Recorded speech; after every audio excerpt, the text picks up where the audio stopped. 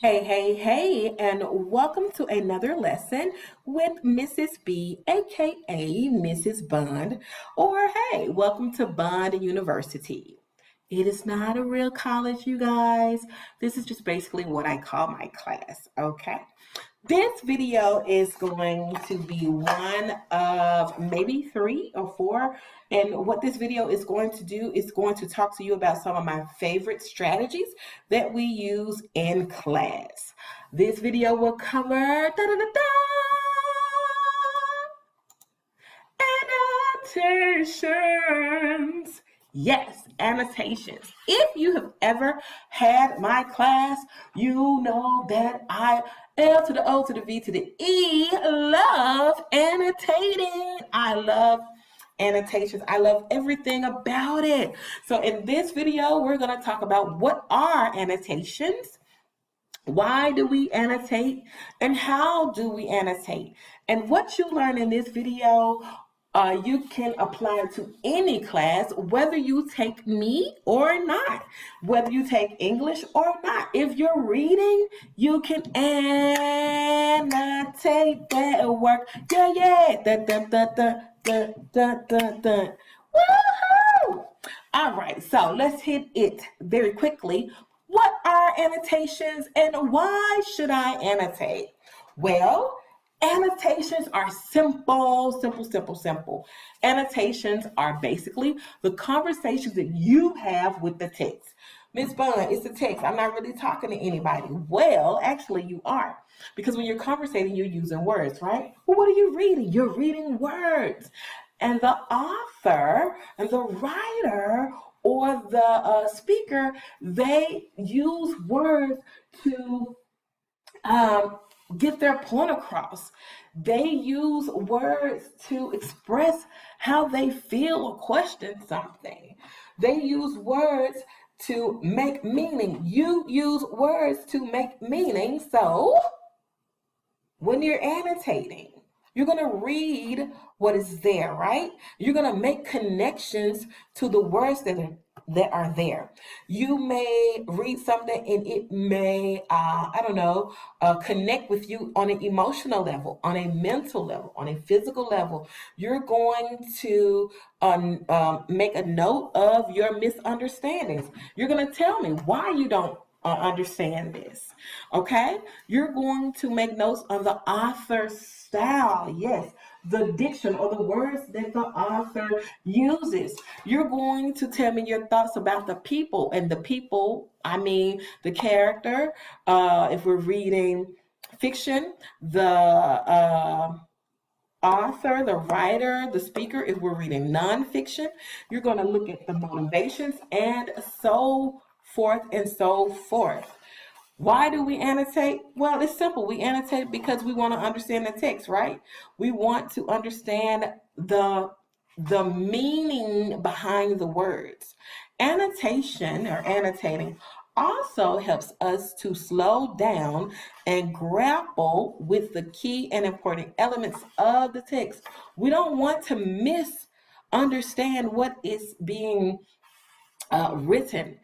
Okay? Annotating will help us to slow down to make sure that we understand the words that were used, understand why they were used, and understand the effects that those words or phrases have on us and others as we read. It helps us to write well. Here's what I mean. You guys will have to write essays in your English class. And you will have to use textual evidence to support what you're saying. You just don't give us the piece of textual evidence. You have to explain that connection. You have to tell us why does that piece of evidence matter and what does it mean to your point. Well, your annotations will help you do that. And annotations, you guys, will help us to become a whole lot wiser and a whole lot smarter in life. Guess what? Miss Vaughn annotates, and every time I read something new, I annotate and I'm learning something new. So it's going to make me a smarter person, just like it's going to make you a smarter person, okay? How do we annotate? Well, simple. the first thing that you're going to do is always make sure that you have a pencil or a pen in class. Now, if we're annotating on the computer, you will use that device. And when that time comes, I will show you how to do that in class. As a matter of fact, when I model how to annotate today, I'm actually going to model on a PDF. You're going to make sure you have your dictionary. I know that you may have your phone, and that is fine, in hand. And you're going to have your handouts that I am going to give you to help guide your thinking. You're going to read at a slower pace than you are used to reading it. We're going to chunk the readings. We're going to do these things so that it can help you to slow down and to make meaning. As we read, you're going to underline and define all unknown words. Well, what do I mean when I say unknown words? Simple. What I mean is the words that you are not 150,000% sure of their meaning. For example, if you read a word and you said, I think I know what this means, but if you got a but, what you're going to do is you're going to define that word. If you know for a fact that I've never heard this word, never seen this word, I can't even say this word, guess what you're going to do? Yep, define it. You're going to define it and you're going to write it down in the margin or on a sticky note. Why? Because you need to understand the meaning of the word so that you can understand what the text is saying. As we continue to read, we're going to look for items that we find interesting, significant, or things that we read that raise a question. We're going to use our diddles and our notice and notes handout. Remember, I told you that you guys are going to get some handouts. These are the two that we will be primarily using. And by the end of the first semester, those of you all who are going to sit in my class and sit under me, you should be able to annotate without using these handouts. You should be able to have a fully clothed paper. And when I say clothed, I mean your paper, your text is full of annotations, okay? You may hear me say, I don't want any naked papers, and that means a paper that does not have any annotations on it at all. Okay, that's something that I say. A couple of students who are watching this video who've had me, they might be laughing because they know I do not like naked papers. I want you to fully clothe that paper. I want you to put that lace front on, those eyelashes on. I want you to put the girdle on, the stockings on. I want it to have a 3-piece suit. I want it to be fully clothed. Okay, here are the diddles and the the notice and note signpost that we're going to use. When you come in the first day, if not the first day, the first week of class, I'm going to give you a folder, or you're going to receive a packet. And in that packet, you're going to have this information, and you're going to have other things that you need to help you succeed in my classroom. Let me give you a tip, okay? We're finna pause. And let me drop this knowledge on you. Whether or not you take my class or not, whether you're in the 8th grade, 7th grade, 5th grade, whether you're in the 1st grade, whether you're in the 9th, 10th, 11th, 12th grade, or whether you are in college, whether you're 43 and sitting in the seat of that professor's, I don't know, humanities class, let me tell you this. Whatever that professor, that teacher tell you to do, you do it. However they tell you to do it, you do it in that manner. Because when we grade, we're going to be grading for a certain format. And we've given you that format. So when I give you these handouts, I expect for you to use those handouts. Because when you deviate from what I want you to do, you're going to crash. Okay? All right. Now, I'm going to go ahead and shift a little bit. So allow me one moment to pause this video so that I can pull up the text that I'm going to annotate for you. Okay. All right. Give me one moment. All right. So here's a closer look of the notice and note fiction signpost. So you're also going to have a nonfiction signpost. What I'm going to do is I'm going to give you this handout as well as a bookmark. And on the bookmark, you're going to have the notice and note fiction signpost information on one side and the nonfiction on the other side, okay? And these are just the things that we look for. Again, I'm going to go deeper in when we have class. I'm going to go super deep. Okay, and then I talked to you all about diddles. So you may not receive this particular handout, but when we're talking about diddles, oh, this is the one. I know which one I'm going to give you. I'm going to give you this one. So this helps you to analyze what we're reading. So anytime I'm talking about diddles, I'm talking about diction, imagery, I'm talking about the details, I'm talking about the language, I'm talking about syntax. You will have this sheet. We will go over this sheet in class. I will also post this sheet on my website for if you lose it, you can always retrieve it. It's also going to be in Canvas because I use Canvas as my LMS. So let's hop into just a little bit of annotating. We're not going to be there for a very long time, but I want to show you how we're annotating. So again, I told you that you were annotating in the computer, but our first few weeks of school, we may do this on paper. After that, everything that you submit to me, will be via Canvas, okay? I don't want your paper. Here's why. I got two little babies at home, and guess what? They may slob on your paper, and I'm not going to turn that paper into you. And also, using Canvas helps you and me to keep up with your work. It is basically a way of tracking what you do, tracking your success. And it's also a way that your parents can help you. All right. So the very first thing that we're going to always do, you're always going to start with your title, okay? Start with your title. And let's see. What do I want to do? I want to type. I do not want to write. All right. So Harrison Bergeron by Kurt Vonnegut Jr. I said his name wrong.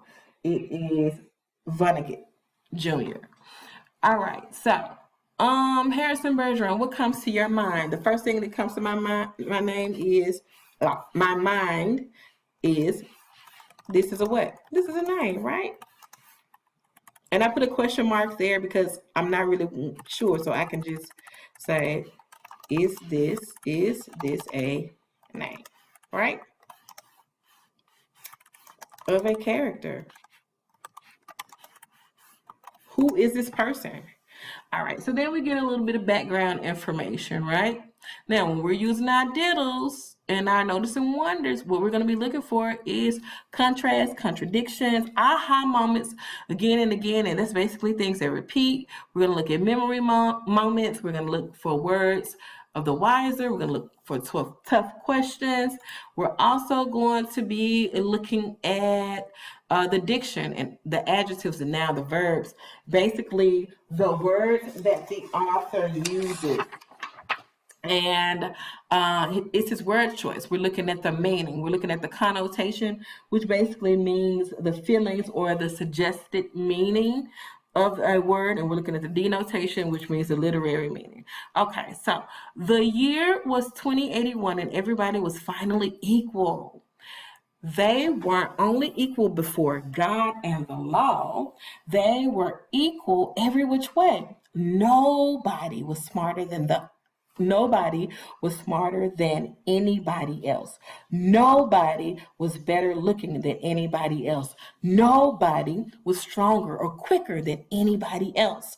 All this equality was due to the 211th, 212th, and 213th amendments to the Constitution and the unceasing vigilance of agents of the United States Handicapper General. So remember I said we're going to chunk it. So we're going to start this very first paragraph and let's go back in. Do we have any words that repeat? Yes, we do, because one of the things that we said again and again. So we saw what word? We saw the word or the phrase, basically, nobody was. So what is that saying? So we're going to take our little text, and we're going to type, or we can highlight. We can highlight. And here's the thing, don't just highlight your paper. When you highlight for me, you got to have a comment, okay? So we're highlighting. Do-do-do-do. All the words that says nobody, right? And now we're going to make a little comment. So we see this repetition of nobody. So what is this phrase saying? It's basically saying what? That, and I'm going to make this a little smaller just for the sake of me showing you what I'm looking for. No one was different, right? Nobody was different. And if you're not different, what's that? It's sameness. For me, I'm going to say sameness is boring. I mean, can you imagine it, that everyone has the same color eyes, same color hair, same color skin, same height, right? Okay, so what else did we see? We see that this was what? And, right, the year. So this is in the future. So this is in the future. So do you have any questions? Like, my question is like, what happened? What happened to bring this change, right? So we got this unceasing. So what does the word unceasing mean, right? So these are things that you would do. Okay, they weren't only equal before God and the law. They were equal in every which way. So what comes to your mind about this? Like, what is this implying?